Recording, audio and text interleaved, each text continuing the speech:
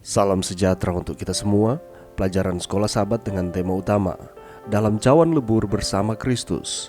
Pelajaran ketujuh, pengharapan yang tak dapat dihancurkan. Rabu, 10 Agustus, rencana Bapa kita untuk kita. Semua orang mencari pengharapan, tetapi di mana itu ditemukan? Bagi sebagian orang, pengharapan ditemukan dalam senyuman seorang teman.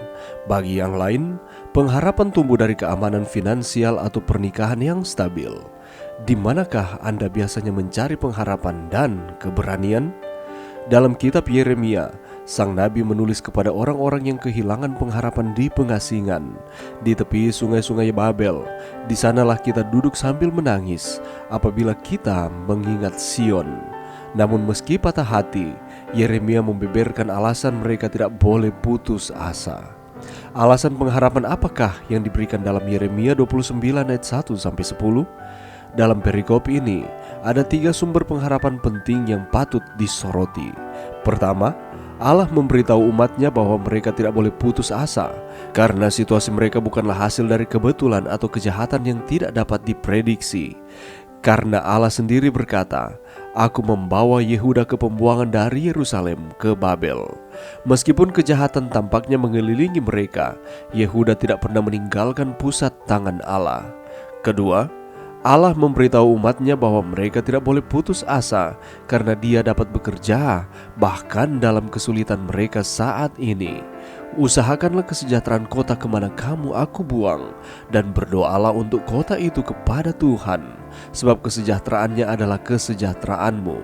Ketiga, Allah memberitahu umatnya bahwa mereka tidak boleh putus asa karena Dia akan mengakhiri pengasingan mereka pada waktu tertentu.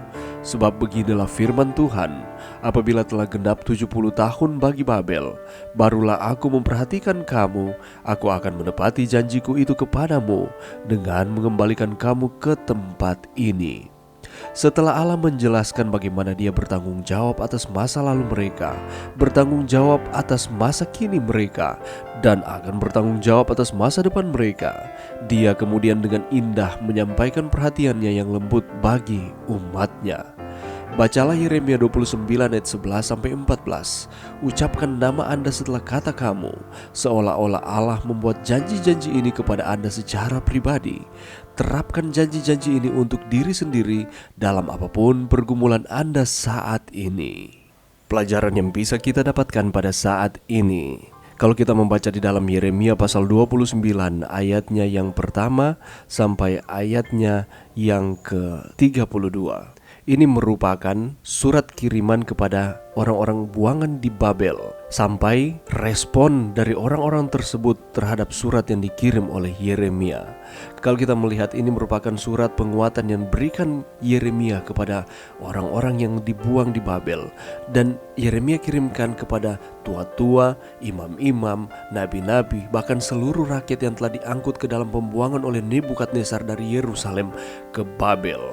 Kalau kita melihat mereka yang telah dalam pembuangan, secara logika mustahil mereka memiliki masa depan yang baik, oleh karena mereka dibatasi setiap tindakan-tindakan ataupun aktivitas mereka.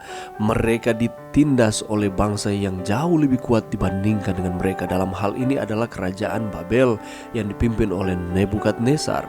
Dan di tengah-tengah situasi yang seperti tidak ada harapan ini, Tuhan datang melalui nabinya yakni Yeremia untuk memberikan penguatan bahwa janji firman Tuhan belum kadaluarsa, itu masih berlaku kepada umat-umat Tuhan. Dan ini menunjukkan bahwa Allah tahu pergumulan yang sedang dialami oleh kerajaan Yehuda ini, dan Ia tidak pernah melupakan janji-janjinya kepada nenek moyang bangsa Israel sampai pada waktu itu. Seberat apapun pergumulan bangsa ini, Tuhan tidak pernah meninggalkan. Ia tidak pernah terlelap dan tertidur. Di dalam Mazmur 121 ayat 4, itulah sebabnya lewat Yeremia Allah memberikan instruksi kepada bangsa Israel, yakni, dirikanlah rumah untuk kamu diami, buatlah kebun untuk kamu nikmati hasilnya. Beranak cuculah, agar di sana kamu bertambah banyak dan jangan berkurang. Lalu usahakanlah kesejahteraan kota. bukan mengacaukan akan kerajaan Babel, tetapi Tuhan menyatakan bahwa engkau harus mengusahakan kesejahteraan. Lalu apalagi berdoa untuk kota itu kepada Tuhan, karena kesejahteraan dari kota tersebut adalah kesejahteraan dari umat-umat Tuhan yang pada waktu itu di dalam penawanan. Dan ada banyak lagi yang dinasihati oleh Yeremia. Ini menandakan bahwa Allah tidak meninggalkan akan bangsa ini. Dan setelah genap 70 tahun bagi Babel, barulah aku memperhatikan kamu. Aku akan menepati janjiku itu kepadamu dengan mengembalikan kamu ke tempat ini. Dengan kata lain, Allah memberikan pengharapan, rencana Bapa di dalam kehidupan dari bangsa Israel ini.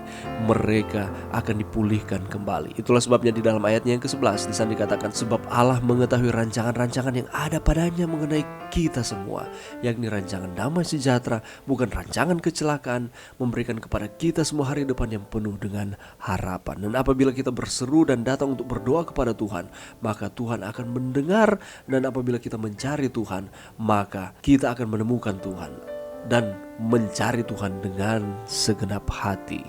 Tuhan akan memulihkan keadaan bangsa Israel. Demikian pula dengan kita. Tuhan akan memulihkan akan keadaan kita. Rencana Tuhan bagi kehidupan saudara dan saya adalah rencana damai sejahtera, bukan kecelakaan. Kalau saat ini kita dalam tantangan kehidupan silih berganti, ingat, ada rencana Tuhan, dan rencana Tuhan selalu yang terbaik di dalam kehidupan kita. Mari kita terus setia kepada Tuhan. Mari berdoa. Terima kasih Tuhan atas firman-Mu pada saat ini. Kami menyadari ada rencana yang indah yang Allah sediakan di dalam kehidupan masing-masing kami. Itu adalah rencana damai sejahtera di dalam setiap kehidupan di dalam dunia ini. Terima kasih Tuhan. Ini doa kami di dalam nama Yesus. Amin.